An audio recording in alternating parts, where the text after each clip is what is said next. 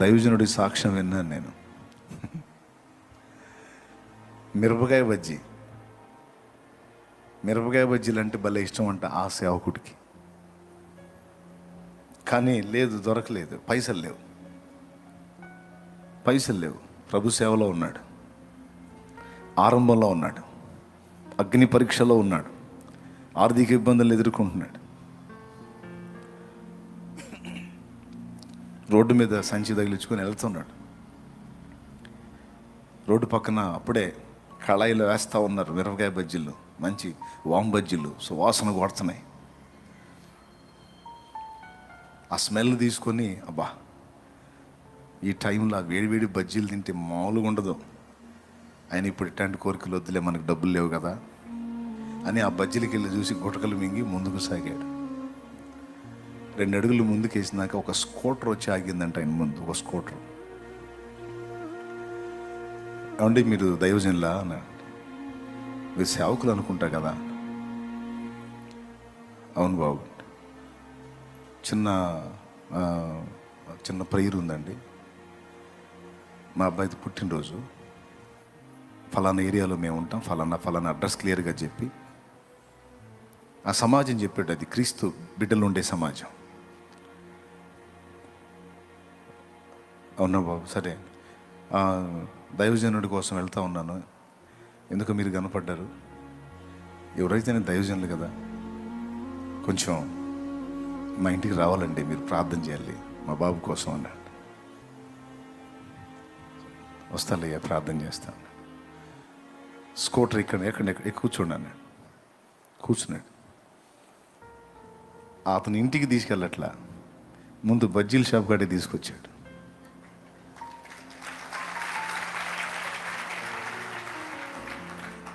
బజ్జీల షాప్ కాడికి తెచ్చి,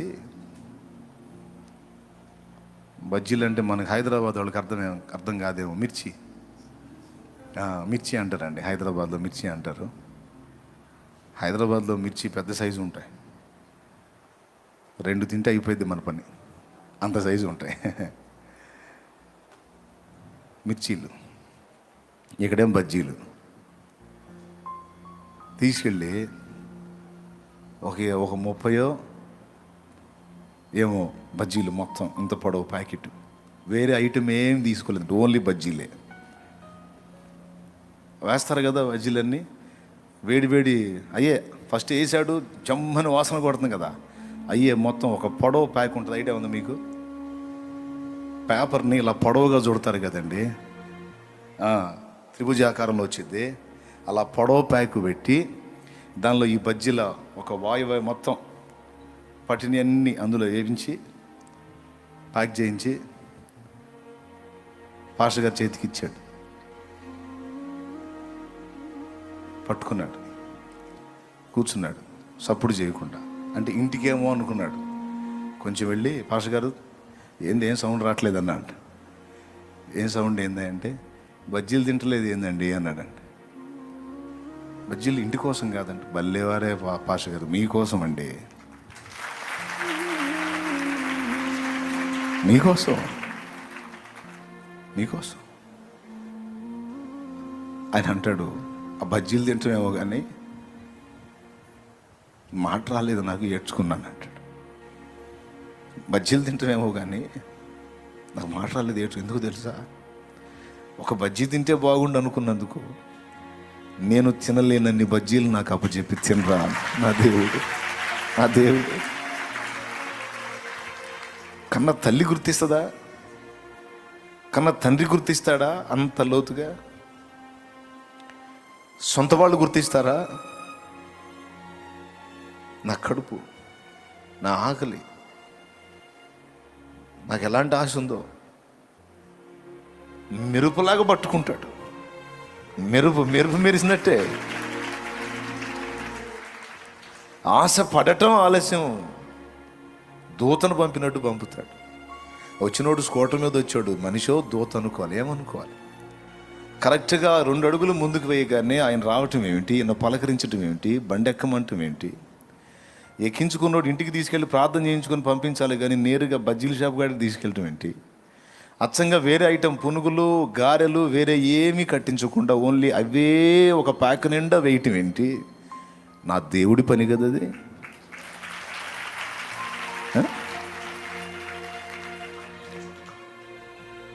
జస్ట్ మీకు మిర్చీల మీద పోల్చి చెబుతున్నాను నేను, బజ్జీల మీద. రియల్గా జరిగింది ఇది, నాకు కూడా జరిగింది. వేసవికాలంలో మామిడికాయలు అంటే నాకు చాలా ఇష్టం. దొరికితే అద్భుతంగా తినేస్తా మామిడికాయలు. జేబులో 10 రూపాయలు ఉంది, రోడ్డు మీద వెళ్తున్నా, అడ్డోడ్ సెంటర్లో రోడ్డు పక్కన బళ్ళ మీద మామిడికాయలు పెట్టిన చిన్న చిన్న మామిడికాయలు. మనసు లాగింది, తీసుకుందాం ఒక కాయని. ఇప్పుడు సేవలో ఉన్నాం, ఎందుకు వచ్చిన గొడవలే. ఈ 10 రూపాయలు ఉంటే పచ్చడి కన్నా వచ్చింది. 10 రూపాయలతో పచ్చడి చేస్తే ఒక రోజు గడిచిద్ది. మామిడికాయలు తింటేట స్తోత్రం అని కాయకాయలు చూసి బండికాయలు చూసి ఎందుకు లేని ముందుకెళ్ళి, అదే రోజు మధ్యాహ్నం 3 గంటలకి 3:30 టైంలో ఒక పెద్ద కవర్ నిండా నేను చూసిన కాయ ఈ సైజు ఉంది. నాకు వచ్చిన కాయలు, నాకు దేవుడు పంపిన కాయలు ఇంత ఉన్నాయి. ఇంత కాయ మన వరం తీసుకొచ్చింది. ఏడుందో వరం తీసుకొచ్చింది. అప్పుడే దేవునిలోకి వస్తుంది క్రొత్తగా. 5-6 కాయలు ఉన్నాయి, ఇంతలో కాయలు. ఒక కాయ ఎక్కువైపోయింది ఇక నాకు, అంత సైజు ఉంది ఒక్కొక్క కాయ. ఎవరు పంపారు తెలుసా? ఒక అన్యురాలు పంపింది. యేసుప్రభుని ఎరగని ఒక స్త్రీ పంపింది. ఎంఐ రోడ్డు మీద వస్తుంటే తను వర్క్ చేసేటువంటి సోదరి స్త్రీ బయలుదేరి వస్తుంటే వచ్చిందాన్ని వెనక్కి పిలిచి, ఇదిగో నువ్వు మా పాస్టర్ గారు ఏదో అంటుంటావుగా, ఈ కాయలు ఆయనకి ఇవ్వు అన్నట్ట. ఆయనకే ఇవ్వు. ఎవరు పని ఇది? నేరుగా తెచ్చి నా చేతికే ఇచ్చింది, నాకు గుర్తు.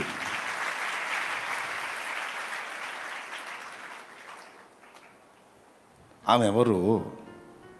ఆ సైజు కాయలు, అంతంత కాయలు, అన్ని కాయలు.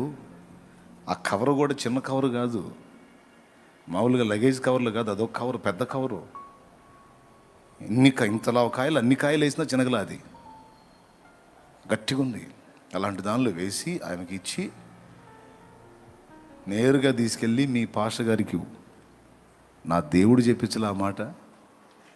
వాడు పొద్దున ఆ బండి మీద చూసి ఆ కాయను ఆశించాడులే, కానీ అదేముంది, అది ఇంకా సరిగ్గా పండలేదు, అది తింటే వేడి చేస్తుంది వాడికి. ఇది తినమను, సరిగ్గా పక్కవానికి వచ్చింది. నా దేవుడు.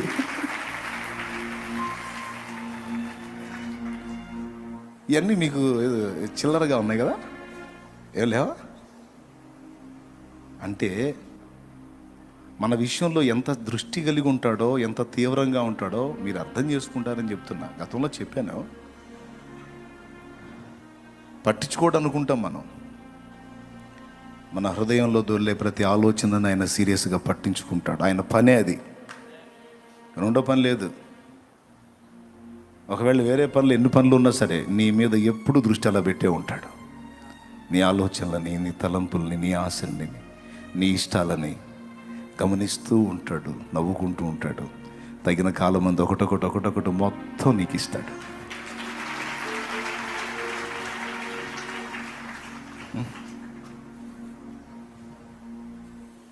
నా అనుభవం నేను చెప్పా. జస్ట్ ఈ ఒక్కటే కాదు, ఇన్ని ఈరోజు కూడా అందుకే చెప్తున్నా, నాకు ఇది ఇష్టం, అది ఇష్టం, నాకు ఇవి జరిగితే బాగుండు, ఇది వస్తే బాగుండు, అది అయితే బాగుండు, ఇలా ఉంటే బాగుండు, ఇది ఇలా కుదిరితే బాగుండు, ఇలా అయితే బాగుండు, అది బాగుండు, ఇది బాగుండు, అన్ని బాగుండులన్నీ ఉన్నాయి కదా నీ దగ్గర. ఈ బాగుండుల లిస్ట్ అంతా ఆయన దగ్గర ఉంటుంది, ఆయన దగ్గర ఉంటుంది. చక్కగా అవన్నీ గుర్తుపెట్టేసుకుంటాడు, భద్రం చేసుకుంటాడు. సరే, ఇది బాగుండు, అది బాగుండు, ఈ బాగుండులన్నీ నువ్వు పక్కన పెట్టేసి ఆయన ఇష్టాన్ని వెతుకుతూ ఉంటావు చూడు. ఇట్లా చేస్తే ఆయన సంతోషపడతాడు, ఇలా చేస్తే నా ప్రభు ఆనందపడతాడు, నేను ఇలా ఉంటే ఆయనకి ఇష్టం, నేను ఇలా చేస్తే ఆయనకి ఇష్టం అని ఆయన ఇష్టాలు వెతుకుతూ ఉంటావే. ముచ్చట పడతాడు, మురిసిపోతాడు. ఆయన ఇష్టాన్ని వెతుకుతున్న నీకు, ఆయన చిత్తాన్ని వెతుకుతున్న నీకు దాచిపెడతాడు. నీ ఇష్టాలను నెరవేర్చడం కోసం దాచిపెడతాడు ఆయన. వెంటనే అందాల్సిందైతే తక్షణమే అందేటట్టు చేస్తాడు. కొంచెం టైం తీసుకోవాల్సి ఉంటే నువ్వు ఆశించిన దాన్ని అలాగా దృష్టించి మౌనంగా ఉంటాడు. తగిన కాలమందు నీకు ఇస్తాడు. ఎట్లా అంటే లేఖనమే చెప్తుంది, అడుగు వాటి కంటేనో ఊహించు వాటి కంటేనో అత్యధికముగా దయచేయగల దేవుడు. నువ్వు అడిగింది గోరంత అయితే నా ప్రభు ఇచ్చేది కొండంత. అయితే ఇక్కడ షరతులు వర్తిస్తాయి. షరతు ఏంటి అంటే ఆయన ఇష్టాన్ని వెతికే తన బిడ్డల విషయంలో